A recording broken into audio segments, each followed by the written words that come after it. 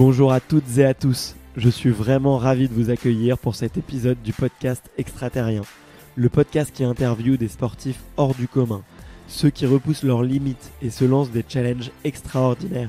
Ces sportifs pas toujours médiatisés, mais qui ont de formidables histoires à vous raconter. Le but de ce podcast est de vous partager leurs secrets, leur vie et d'en apprendre beaucoup plus sur les clés de la réussite. Que vous soyez sportif ou non, j'espère que vous en tirerez un maximum d'inspiration et de bons conseils pour être une meilleure version de vous-même au quotidien. Ce podcast a réellement changé ma vie et j'espère qu'il changera la vôtre aussi. D'ailleurs, en parlant de ça, je m'appelle Barthélémy Fent et je suis votre hôte sur le podcast. Sachez qu'un exploit ne se fait jamais sans un excellent public. Alors si vous souhaitez que le podcast entre dans la légende, mettez-lui une note sur votre application de podcast préférée. Et parlez-en aussi à vos amis sportifs. Qui sait, cela donnera sûrement de futurs champions. Et sachez que si vous laissez un commentaire, je prends un énorme plaisir à tous les lire. Avant de commencer, j'en profite aussi pour vous dire que le podcast a un compte Instagram, extraterrien.podcast. Je l'utilise pour partager ce que l'audio ne permet pas de montrer. Vous pourrez y découvrir les coulisses du podcast. C'est aussi un excellent moyen de me suggérer des invités. D'ailleurs, je tiens sincèrement à remercier Sophie qui m'a présenté l'invité du jour. Cela me fait super plaisir quand on me présente quelqu'un, alors n'hésitez pas à me recommander des invités que vous les connaissiez ou non. Allez, passons à l'invité du jour. Elle s'appelle Hélène Ngom, elle a 25 ans et elle est escrimeuse. Elle tombe sous le charme de l'épée en regardant Laura Flessel que l'on ne présente plus. C'est un sport élégant, dit-elle. Elle gravit les échelons, découvre le niveau international très tôt, voyage et découvre tous les styles de jeu. Bref, elle semble s'envoler vers un destin plein de succès et de médailles. Mais la vie n'est pas toujours aussi facile. Et il arrive que des obstacles se mettent en travers de notre chemin. Hélène apprend qu'elle a la maladie de Crohn, une maladie incompatible avec le sport de haut niveau selon certains médecins. Mais Hélène, c'est le courage et l'optimisme incarnés dans une même personne. Elle a le sourire jusqu'aux oreilles et elle n'abandonne pas ses rêves. Pour elle, il est interdit de lâcher et de penser que c'est impossible. La preuve en est. Les médailles tombent et la consécration est là. En mars 2019, elle gagne sa première compétition mondiale en battant une Italienne 2 fois championne du monde. Elle transmet un merveilleux message plein d'humilité et de force mentale. Dans cet épisode, on va parler de sa découverte du haut niveau, de sa jeunesse, de son emploi du temps ultra chargé car elle est encore amateur, et aussi évidemment un petit peu de la maladie et de la difficulté de porter une maladie invisible. Nous avons enregistré cet épisode à l'INSEP en extérieur, donc je suis désolé car des fois des petits avions sont passés par là, mais rassurez-vous, rien de désagréable. J'espère que vous sortirez de cette conversation aussi souriant que moi, car Hélène m'a réellement transmis sa fibre. La fibre des gens qui préfèrent voir le verre à moitié plein, la fibre des gens qui sourient, la fibre des gens qui y croient. Bref, c'est un merveilleux message d'espoir et je vous souhaite un très bon épisode. Salut Hélène. Salut. Merci beaucoup de me recevoir dans ce temple du sport qui est l'INSEP. Ce magnifique temple. Exactement, ouais. Tu t'en rends peut-être pas compte, mais moi qui était un petit enfant fan de sport et qui habitait juste à côté, je passais devant quasiment tous les jours et j'avais le rêve d'y rentrer. Et grâce à toi, je suis là aujourd'hui, donc merci beaucoup. Ah, c'est la première fois du coup? Alors, en fait, je suis venu une fois, mais pour une compétition de crossfit dans le gymnase. Okay. Mais tu vois, c'était très encadré et du coup, j'avais pas eu la chance de voir un petit peu les autres salles, quoi. Ok. Donc, super. J'aime bien, du coup, commencer les épisodes par te demander quel est ton premier souvenir de sport.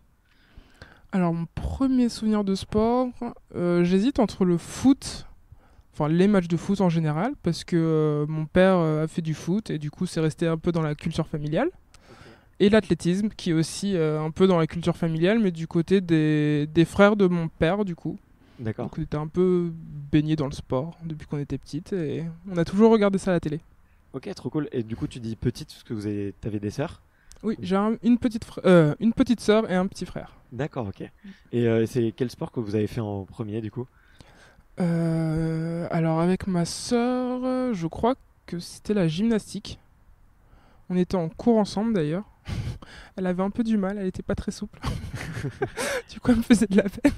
Mais ouais, c'était sympa. On faisait de la gymnastique ensemble. J'ai jamais fait de sport avec mon frère, par contre. D'accord, ok. Et du coup, aujourd'hui, tu fais de l'escrime. T'as découvert ce sport à quel âge? À quel âge? À peu près à 10 ans, on a vu ça à la télé avec ma sœur. On a vu Laura Flessel gagner, bien sûr. C'est vrai? Ok. Oui, et on s'est dit que ce serait top qu'on fasse ce sport. Et c'est hyper marrant parce que à chaque fois enfin souvent quand je demande cette question, il y a souvent un sportif ou un film ou un fait marquant qui a mené vers ça. Et du coup, Laura Flessel, c'est quelqu'un qui t'a inspiré et qui t'a donné envie de pratiquer. Exactement. Puis, c'était aussi, elle était belle, très élégante. Donc ça aussi, ça a joué sur ma vision de l'escrime finalement, parce que je vois ça comme un sport, oui, élégant. Ouais, c'est un sport super noble, ouais. C'est un sport super noble. Et le fait qu'aujourd'hui elle fasse peut-être un petit peu plus elle fait de la politique, il me semble. Exactement. Ouais. Ça t'inspire aussi ça, comme future carrière? Pas du tout, non. Chacun son domaine, mais Ouais. ce sera pas le mien, je pense. Ok, d'accord. Trop cool. Et du coup, t'avais quel âge à ce moment-là? 10 ans. 10 ans. Ouais. Donc tu t'es inscrite. À gagner, oui. Et ma soeur a pas pu commencer parce qu'elle était trop jeune. Ok. Et du coup, j'ai commencé toute seule et après, elle a commencé quelques années plus tard, dans le même club. Ok. Raconte-nous un peu tes premières séances d'escrime. Comment ça se passe, tes entraîneurs. J'ai pas de souvenir où j'ai eu du mal, où j'ai trouvé que c'était trop difficile, que j'allais abandonner, je crois que j'ai tout de suite accroché en fait. Et que je me suis appliqué à faire les bons déplacements parce qu'ils sont assez atypiques quand même. Ouais. Et ça c'est venu assez rapidement et assez de manière fluide finalement. Puis j'avais un entraîneur assez comment dire assez dur quand même, dans le bon sens, dans le sens compétitif surtout. Ok. Elle voulait toujours qu'on soit les meilleurs, qu'on donne, qu'on se dépasse toujours. Donc finalement, ça m'a mené au niveau assez vite finalement. Ok. Et c'est elle qui t'a donné un petit peu ce goût de l'effort du coup? Exactement. Ouais. Et t'en as quoi comme souvenir un petit peu de cette période où t'étais enfant et peut-être que le professionnalisme ou le côté un petit peu haut niveau était encore loin. T'en as quoi comme souvenir? Alors les premières années, j'étais pas du tout là-dessus. Je savais même pas que ça existait d'ailleurs. Ouais. Mais j'étais toujours pour partir en compétition, mais pour gagner. Ouais. C'était pas dans mes objectifs de faire 2e ou 3e. D'ailleurs, apparemment, je pleurais pendant des heures quand je perdais. Mais mon objectif, ça a toujours été de gagner, oui. Ok, donc t'as l'esprit de la gagne, quoi. Exactement. Ouais. Et t'as retrouvé ça dans d'autres disciplines? Je sais pas, à l'école ou dans la vie de tous les jours, cette envie? Alors, dans l'école, pas forcément. Enfin, je perçois pas du tout la même. Non, je vois pas du tout ça dans l'apprentissage scolaire en tout cas. Ouais. Mais dans la vie, oui, ça m'a mené à toujours essayer de donner le meilleur de moi-même et finalement, ça évite d'être déçu. Quand on s'est donné à 100%, finalement, on peut pas être triste de ne pas s'être dépassé. Ouais. On a donné le maximum et si on n'a pas réussi, c'est comme ça. Mais c'est une belle leçon de vie, je trouve. Si on se donne le maximum, on peut pas regretter déçu, les choses. Ouais. exactement. On peut pas être déçu. T'as tout à fait raison. Et du coup, donc tu fais tes premières compètes à quel âge à peu près? Est-ce que tu te mets à gagner tout de suite, du coup? Je crois que j'ai commencé dès ma première année d'escrime, les compétitions. Ouais, ok. Ah ouais, c'est précoce. C'était comme ça au club.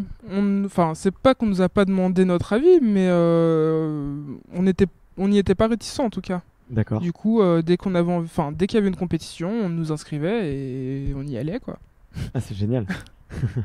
Et puis j'ai un peu essayé le sabre aussi. Bon, je comprenais pas tout parce que l'épée, on peut toucher partout avec la pointe, mais le sabre, il y a des règles de convention. Donc on privilégie l'attaque. D'accord. Donc quand on a commencé par l'épée, c'est un peu compliqué de se mettre au sabre. D'accord. Est-ce que tu peux rapidement un peu expliquer expliquer la différence qu'il y a entre entre les différentes disciplines, parce que bon, du coup, moi, je me suis beaucoup renseigné. J'ai passé plusieurs minutes à vraiment essayer de bien comprendre la différence entre chacun. Il y a aussi des différences de perception par les puristes. Est-ce que tu peux... alors sans parler des... on va essayer de fâcher personne, mais est-ce que tu peux expliquer déjà la différence entre le fleuret, l'épée et le sabre? Alors, l'épée, c'est le plus simple à comprendre finalement. D'accord. La surface valable, c'est tout le corps, Ouais. de la tête aux orteils. Ok. On touche seulement avec la pointe de l'épée. Mhm. Et si les deux adversaires se touchent en même temps, chacun a un point. D'accord. Alors que le fleuret, on touche seulement le tronc. Ok. Donc, on va dire de la fin du cou au début aux hanches. Seulement avec la pointe aussi. Et le sabre, c'est au-dessus de la ceinture. Mais au fleuret et au sabre, comme je l'ai dit, on privilégie l'attaque. C'est-à-dire que par exemple, toi tu vas l'arbitre dit en garde prêt, allez, au début de chaque match. Toi tu vas attaquer, donc tu auras la priorité. D'accord. Pour récupérer la priorité, je dois soit prendre le fer en faisant une parade. D'accord. Pour pouvoir te toucher. Ok, je vois, ouais. Si tu m'attaques et que tu me touches, et que je te touche en même temps, c'est toi qui as la touche, parce que tu as attaqué. D'accord, ok. Mais si j'ai fait parade et riposte, c'est moi qui ai le point, même si tu me touches en même temps. Donc ça récompense ceux qui sont un petit peu plus offensifs. Si je résume. Exactement. Ok. Et donc toi, des trois disciplines, t'as tout de suite fait de l'épée? Oui, mon club faisait les trois, mais était surtout basé sur l'épée, donc voilà. Et puis je comprenais rien au fleuret. Comme ça, c'est dit. Et c'est hyper intéressant. En tout cas, j'espère que ça aidera les auditeurs à un peu mieux comprendre comment se positionner. Et donc toi, tu t'es jamais posé la question de quelle discipline choisir? Et ça t'a jamais tenté de passer sur une autre à un moment, juste pour essayer de te diversifier ou d'apprendre d'autres choses? Est-ce que ça se fait ça dans l'escrime? Est-ce qu'il y a d'autres sportifs qui changent? L'escrime, généralement non. Il y a une seule italienne qui est fleurettiste. D'accord. Qui fait aussi du sabre, mais c'est la seule à réussir à faire les deux. Ah ouais, d'accord. Donc il y en a une. C'est vraiment très rare. Et puis elle est super forte. Donc on Ok. part pas sur le même pied d'égalité. Ok, ça marche. Mais c'est difficile de passer par exemple de l'épée au sabre. C'est pas du tout les mêmes déplacements, c'est pas les mêmes conventions. Et c'est même pas la même manière de toucher parce que le sabre en plus on peut toucher avec toute la lame. Avec le tranchant et la pointe. Alors qu'à l'épée c'est seulement la pointe. Donc effectivement, la gestuelle est complètement différente. Ouais. D'où le fameux surnom de Laura Flessel, la guêpe, qui piquait avec la pointe de son épée. Généralement sur le pied d'ailleurs, non? Exactement. C'était sa botte secrète, il me semble. À l'épée, il y a deux types de poignées. Il y en a une qui s'appelle la poignée crosse, qui prend la forme de la main quand on la tient finalement. Et l'autre, c'est la poignée droite. Les tireuses et les tireurs, en général, la tiennent au bout pour avoir plus d'allonge. D'accord. Et les coups particuliers des poignées droites, c'est les touches à la main, à la cuisse et au pied. Donc comme Laura Flessel était en poignée droite, voilà, c'est ses spécialités. Et toi, tu l'as repris un petit peu comme source d'inspiration ou c'est quoi tes points forts Absolument pas. Ni la main, ni la cuisse, ni le pied. Chacun sa morphologie, chacun son type de jeu, c'est pas du tout... Après, je suis quand même plus offensif que défensif, mais c'est plus les touches au corps qui sont... Enfin, je suis plus à l'aise là-dedans en tout cas. Mais je trouve ça hyper intéressant ce que tu dis parce que tu vois, moi j'ai beaucoup été dans les salles de musculation et j'entendais beaucoup des jeunes garçons qui disaient je veux le corps de un tel ou je veux le corps de un tel. Et moi, j'arrêtais pas de leur dire mais arrête de vouloir copier, t'as ton corps, t'as ta morphologie. Et toi, c'est exactement la réponse que tu m'as dit, tu vois, même si c'est quelqu'un qui t'a inspiré au début et t'as essayé de trouver ton style de jeu, ton style de... Mais donc tu vois, ça c'est une petite leçon que je trouve hyper intéressante. Et à quel moment tu as commencé à percevoir un petit peu le haut niveau? À quel moment tu as commencé à toucher du doigt tout ça parce que j'ai vu que tu avais quitté l'INSEP en 2016 en tant que résidente. Tu pourras nous expliquer un petit peu après ton parcours? Oui, bien sûr. Alors, c'était quoi la question déjà? La première question, c'était de savoir à quel moment tu as commencé à songer au haut niveau et à quel moment tu as un petit peu découvert, tu as passé un petit peu la porte on va dire, des compétitions nationales et internationales. Je dirais vers 15 ans à peu près. Ouais. Alors, quand on est minime, je sais plus trop à quelle catégorie d'âge ça représente, mais c'est le début des compétitions nationales. D'accord. Et du coup, on représente chacun sa ligue, soit sa région, enfin son département plutôt. Et on a une compétition individuelle, donc on rencontre des filles qu'on n'avait jamais vues justement. Ok. Et on a aussi une compétition par équipe. Donc là commence un petit peu le haut niveau parce qu'on commence à voir les différences de jeu, les différences de morphologie, de force, etc. Parce qu'arrivé à cet âge-là, on grandit pas tous de la même manière. Ouais, c'est clair. Donc il y en a qui c'est encore des crevettes et il y en a c'est des molosses. Ouais. Mais ça nous apprend aussi à se dépasser et à modifier nos talents entre guillemets. T'étais dans quel camp toi entre les crevettes? Moi j'ai toujours été grande. Dès le début. Oui. Mais après les années minimes arrivent les années de cadette et là on commence à faire des coupes du monde. Ok. Ah ouais, donc ça arrive voilà, super assez vite, jeune. Ouais. voilà. Ouais. Et du coup c'est assez difficile parce que on passe du niveau national à international, mais je trouve ça difficile à intégrer de devoir battre des filles qu'on n'a jamais vues, on se doute pas forcément de tous les jeux qui peuvent exister en fait. Ouais, d'accord. Et quand on arrive sur la scène internationale, c'est encore d'autres nouveaux jeux qu'on n'imaginait même pas. Ouais. Donc c'est assez difficile de s'adapter, mais finalement on y est confronté assez tôt. Et du coup, quand on arrive en senior, comme je le suis aujourd'hui, on est plus ou moins habitué. Ouais. Et toi, c'était quoi le type de jeu qui t'a marqué ou qui t'a surpris un petit peu Quand j'étais plus jeune, Ouais. Les Allemandes. Les Allemandes. Les Allemandes, Ah, tout en vous force. appelez comme ça par pays et tout. Oui. Ok, d'accord. On s'appelle par les noms aussi. Ouais, mais j'espère. Même quand on est copines, on s'appelle par les noms. D'accord. Oui, les Allemandes, enfin, dans le sport, il y en a certains qu'on appelle les bourrins. Ouais. Bah, c'était les Allemands.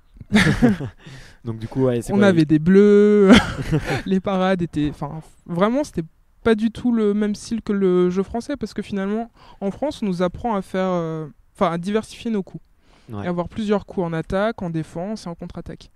Ok. Alors que finalement, les étrangères, elles ont 2 ou 3 coups, elles le font très bien. Et en général, elles le font tout le temps. Voilà. Exactement, t'as tout compris. Donc elles tombent à l'usure, quoi, généralement. Exactement. Et quand t'as pas compris, bah tu te prends 15 fois la même touche. Ok. Ce qui est hyper frustrant, mais avec l'âge, on apprend aussi à se démener de ce genre de situation. Et c'est hyper intéressant ce que tu dis là sur le fait que dans certains pays on leur apprend un petit peu la répétition et la constance, et en France on va peut-être plus apprendre le style, la variété, la beauté. La beauté, ouais, mais c'est un sport qui est vraiment très noble, quoi. L'escrime, on le voit, c'est des gens qui sont respectueux, qui sont super souriants, tous les athlètes, et je trouve que t'en es une bonne incarnation aussi. Merci. Et du coup, donc là, t'as quel âge à ce moment-là quand tu commences à combattre les premières, tes premières internationales, on dit. Ouais, tes premières compétitions. 15 ans, je pense. Ouais, 15 ans. C'était principalement en Allemagne, donc forcément il y avait beaucoup d'Allemandes. Il y avait il y avait quelques Russes aussi. C'était assez surprenant parce que du coup on découvrait aussi la culture. Ouais. Par exemple, sur les podiums, quand il y avait 2 Russes, elle se serrait pas la main ou elle se faisait pas la bise, elle se faisait un bisou sur la bouche. Ok, d'accord. Nous, les premières fois, ça nous a choqués. On s'est dit, mais c'est bizarre, pourquoi elles font ça? Du haut de nos 15 ans en plus, on était toutes un peu prudes. Mais oui, ça apprend aussi à connaître différentes cultures, le sport à l'international. Ouais. T'as bien aimé ça, cet apprentissage de culture justement, et le fait de voyager.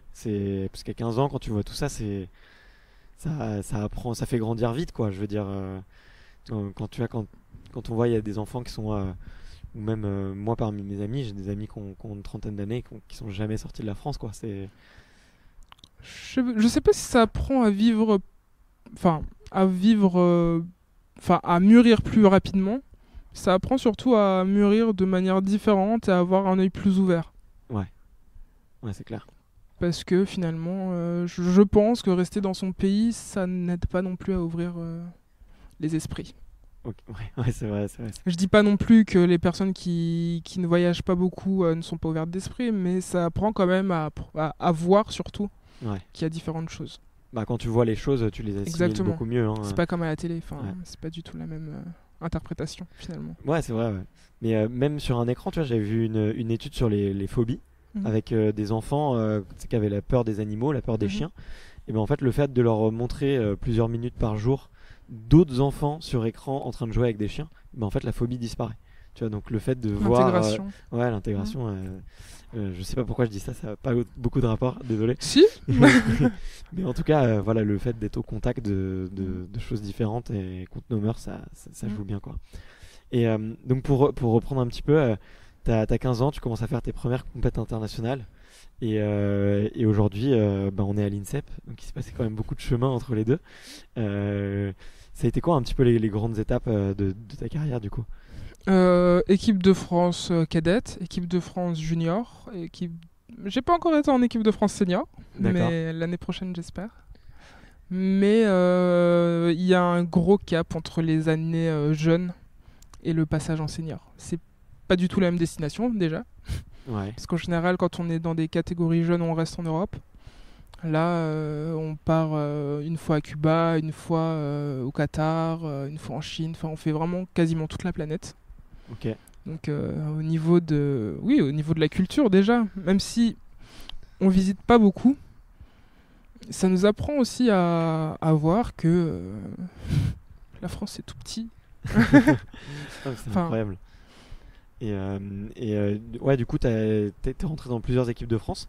Là, j'ai vu que t'as plusieurs titres en équipe ou même en individuel. T'as gagné une Coupe du Monde là en Chine récemment. Oui, en mars. En mars. Oui. Tu peux nous raconter un petit peu parce que j'ai vu que t'avais battu en plus en finale une femme qui avait plusieurs titres mondiaux, qui était médaillée d'argent au JO de Rio. Waouh, ça doit te mettre sur un tremplin là, non? Alors, personnellement, pas du tout, parce que finalement, à l'épée, ça va tellement vite. Un jour, on peut gagner une compète et le lendemain perdre en poule. D'accord. Ça varie tellement, les podiums à l'épée ne sont jamais les mêmes. Ok, qu'est-ce qui fait ça d'ailleurs? L'arme, je pense. Ça dépend déjà de... Je sais pas du tout. Parce que le premier jour, on a les poules. Et si on n'est pas première de notre poule, on doit tirer un tableau pour se qualifier le deuxième jour. D'accord. Donc là, déjà, on est beaucoup à avoir à peu près le même niveau. Donc Ouais. quand on se rend compte, il y en a... ça en évince quand même plus de la moitié pour le tableau principal. Ouais, je vois, ouais. Donc d'une compète à l'autre, déjà, on peut tirer plusieurs fois la même fille pendant l'année, mais gagner la moitié des matchs. Okay. Parce que le niveau est à peu près équivalent et que une fois, elle aura plus envie, elle sera plus en forme. Je sais pas, mais... Ouais. C'est l'épée. C'est aussi la beauté de l'épée. Il y a une part d'instinct et de chance surprise, quand même. Ouais. Beaucoup de chance.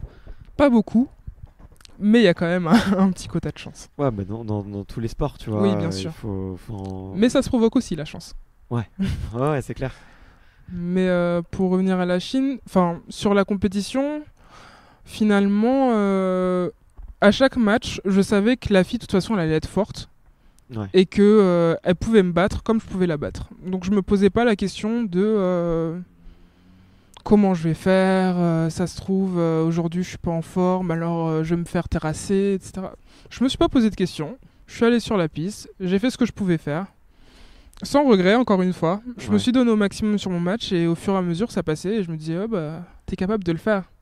Ouais. Même si t'es cramé, tu peux quand même le faire. Tu peux dépasser tes limites et finalement, je pense que moins on se pose de questions sur les capacités qu'on a,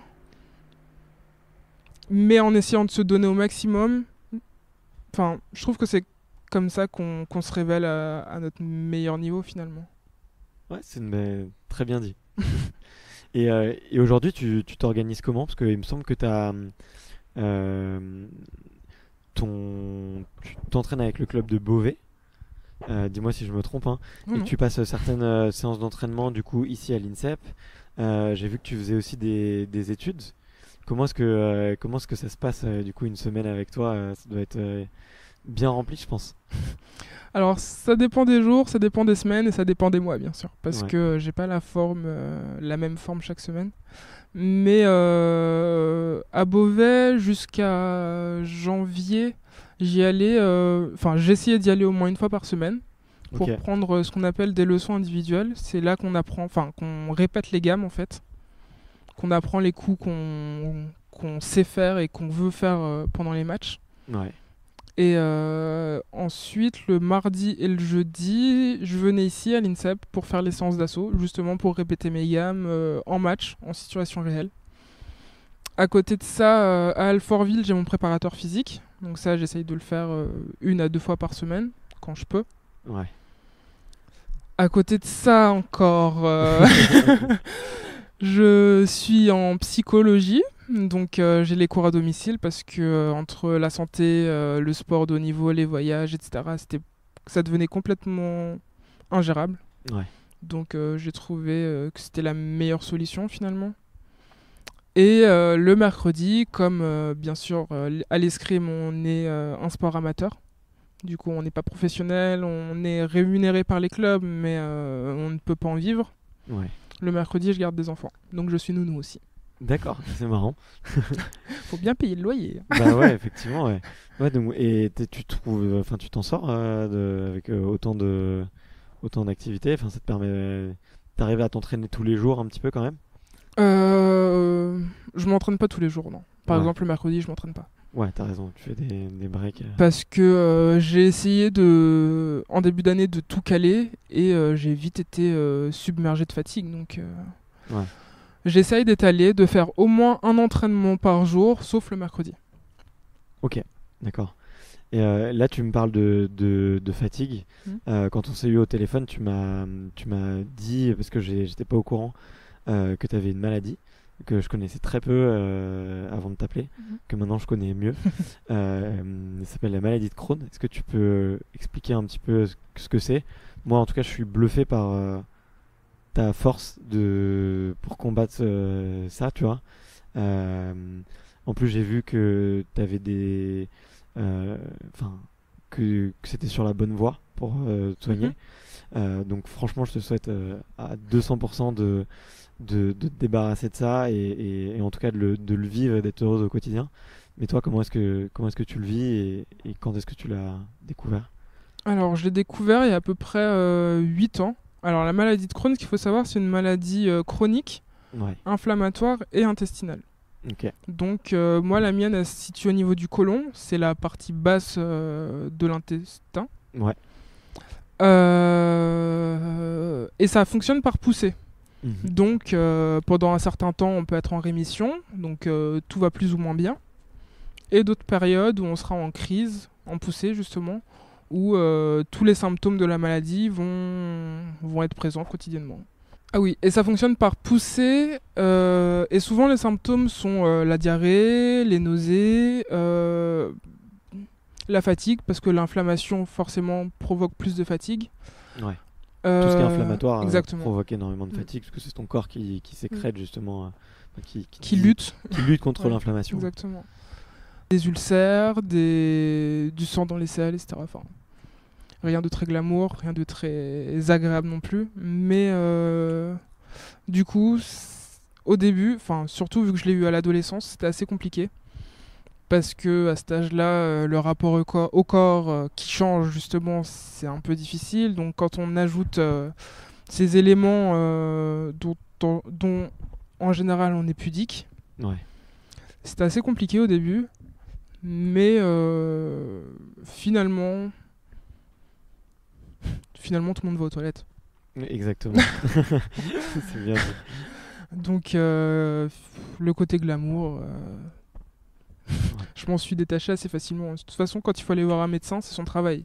Ouais, bien sûr. Donc il en a vu des vertes et des pas mûres, ce sera pas le pire cas qu'il aura vu. Ouais, c'est clair. Et toi, tu parles du coup assez souvent de fatigue. C'est quelque chose, tu me dis que tu essaies de beaucoup organiser ton temps par rapport à ça.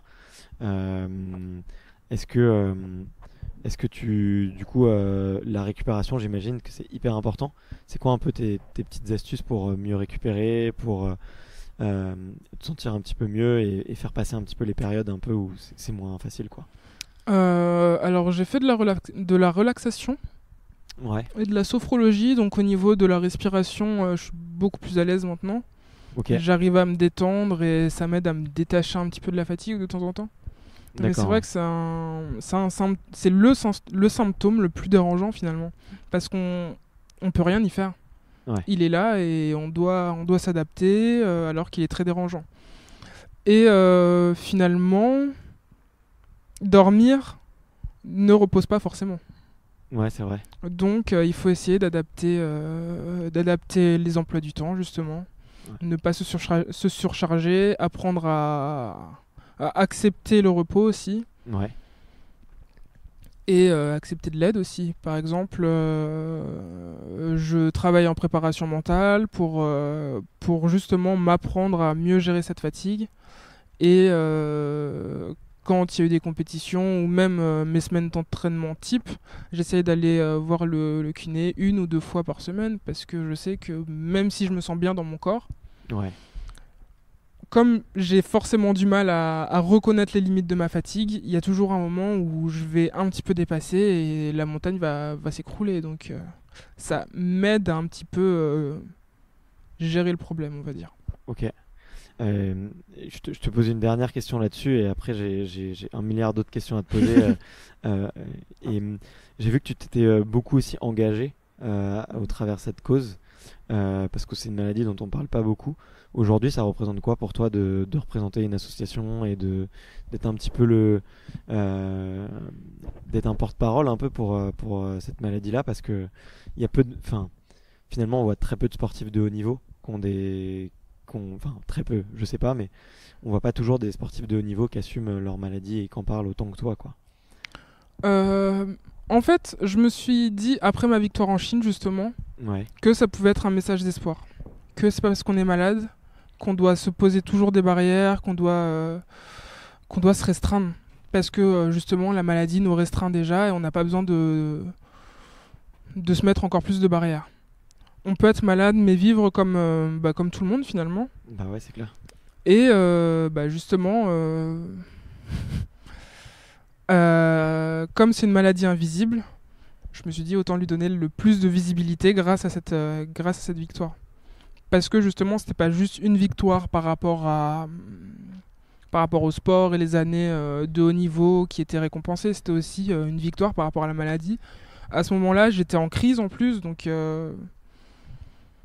c'était vraiment inespéré. Je pense que personne s'y attendait, ni les médecins, ni les entraîneurs, parce que j'étais dans... Tu penses que ça change le regard des gens avec toi un peu? Par rapport à la maladie, Ouais, c'est pas ce que je veux transmettre en tout cas. ouais, Je veux justement faire comprendre que, ok, on a certaines limites, mais qu'en s'adaptant, on peut quand même vivre comme tout le monde. mais tu l'as parfaitement montré. Parce Et que... même mieux, quoi. merci. Par exemple, je vais donner un exemple tout bête. Tout à l'heure, on parlait de la fatigue. Et la maladie de Crohn, justement, des fois, se loge sur les articulations. Donc, des douleurs articulaires et qui rendent la mobilité un peu difficile. Quand on prend les transports en commun, et qu'on me voit, par exemple, moi, jeune fille de 25 ans, qui a l'air sportive, on se dit jamais que je suis malade. Ouais. Alors qu'il y a certains moments où, quand je demande une place parce que ça va pas, c'est vraiment que mon corps ne va pas me lâcher. fatigué, Mais oui, bien voilà. sûr. Il a ses limites. Sauf que les personnes dans les transports en commun ne voient pas cet aspect-là. Donc Bien sûr. ne veulent pas laisser leur place. Ouais. J'aimerais justement que ce soit cet aspect-là qui soit changé dans la vie des malades, parce que je trouve qu'on attache trop d'importance à ce qu'on voit seulement. C'est clair. Quand on ne connaît pas les personnes, on ne peut pas imaginer ce qu'elle a vécu ou ce qu'elle est en train de vivre. Donc je pense qu'il y a quelque chose à faire là-dessus, sur l'adaptation du quotidien des maladies invisibles en tout cas. Ouais, ok. Voilà. Mais, écoute, c'est un très beau message et je pense que ça touchera toutes les personnes qui nous écoutent. Et là, en tout cas, t'es en super forme, même sportivement, ça a l'air d'aller. Et moi, je te souhaite vraiment de continuer à t'épanouir à fond. C'est quoi un petit peu tes perspectives du coup sportives pour les mois qui arrivent Qu'est-ce que tu prépares de beau là? Pour les mois qui arrivent, alors m'entraîner jusqu'au 12 juillet, puis prendre des vacances. Ouais, alors, je précise, on est le 21 juin. Il fait beau. Il fait beau, l'été arrive. C'est vrai que... Mais en plus, c'est hyper marrant parce que là, On est en été aujourd'hui. On est en été aujourd'hui, on fête l'été ensemble. Putain, c'est génial. Exactement. Et, mais c'est super parce que, en plus, tu vois, moi j'ai plein de sportifs qui me disent ouais, là en ce moment, je débute ma saison. Toi, tu fermes ta saison, donc tu vois, comme ça. Oui, ça dépend d'un sport à un autre. Nous, on a la chance de commencer en septembre et de finir au début de l'été. Donc, Ok. Donc là, vacances. oui, soleil, plage. Tu peux nous dire où? Je sais pas encore. Mais ce sera au soleil avec un cadre assez reposant. Mais quand même des choses à faire. Et un petit peu de sport. Bien sûr, il en faut. Et il y a l'année prochaine, il y a une compétition très connue, Très importante. très importante, dont tout le monde parle. Très rêvé. Très rêvé. C'est quoi comment tu te positionnes par rapport à ça et est-ce que ça fait partie de tes objectifs? Bien sûr. Enfin, surtout que cette année, ça a été ma meilleure saison finalement sur le plan international. Pas sur le plan national, mais finalement, c'est pas ce qui m'importe le plus. Ouais.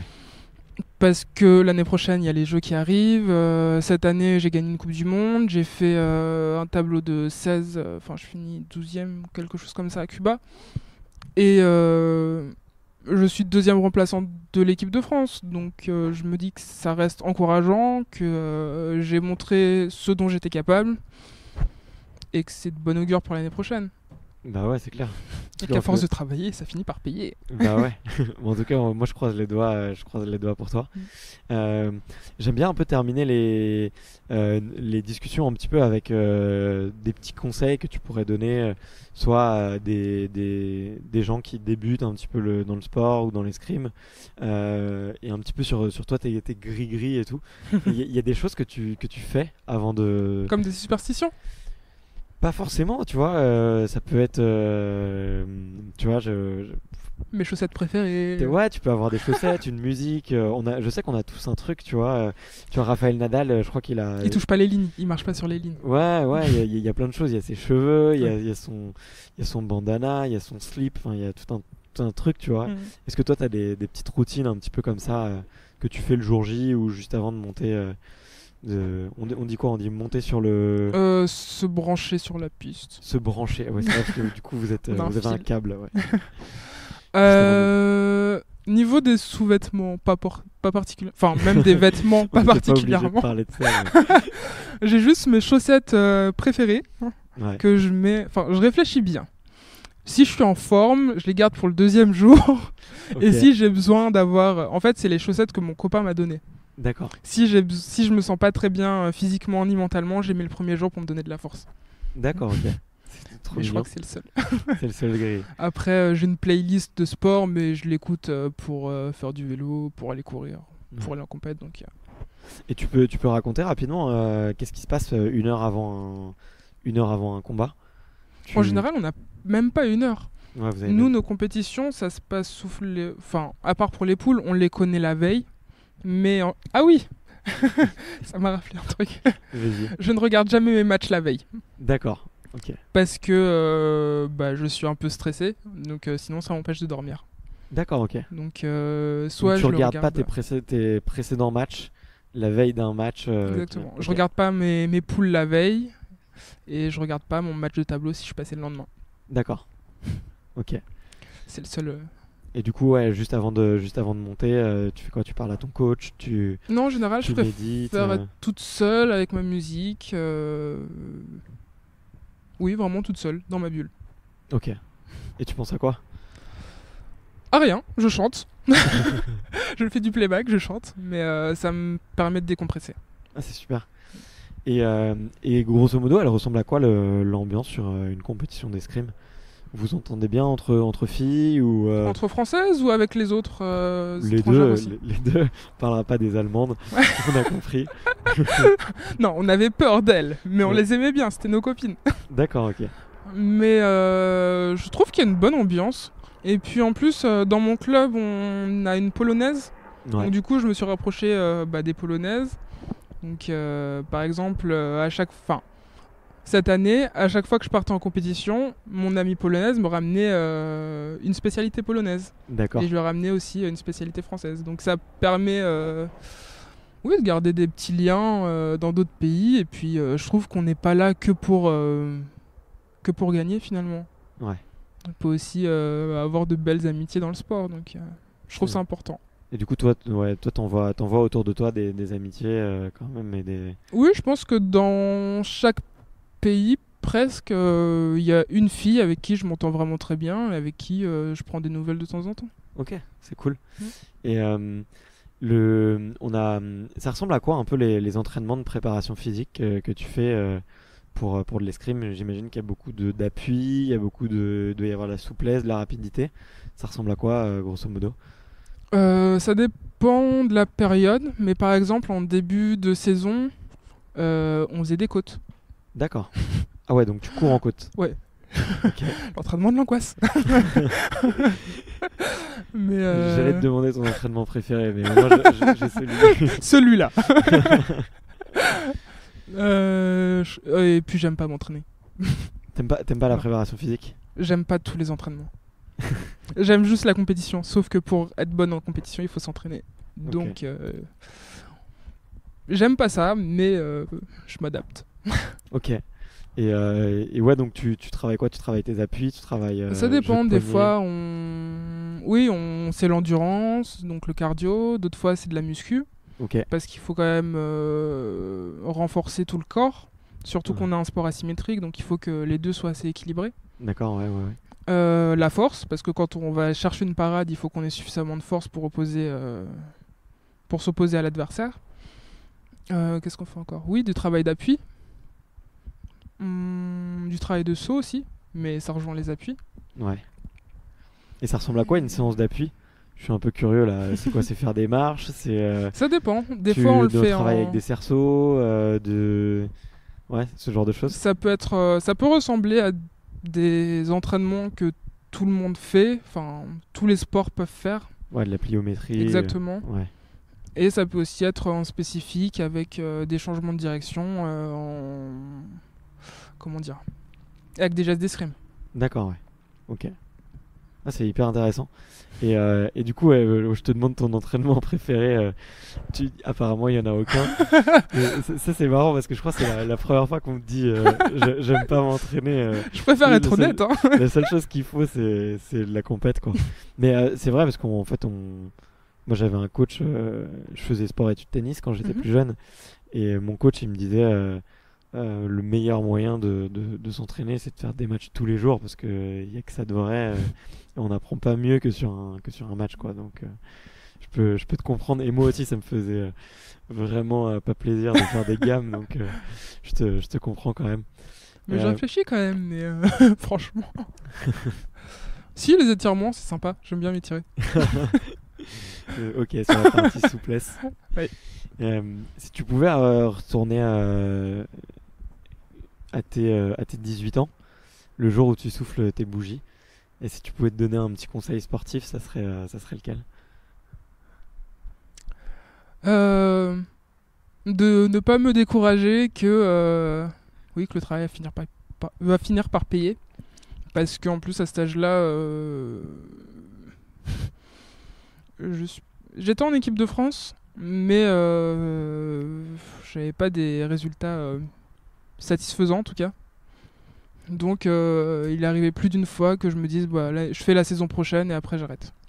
C'est vrai, tu t'es dit ça Oui. plusieurs fois. Oui. Et qu'est-ce qui t'a poussé à continuer du coup? La compétition.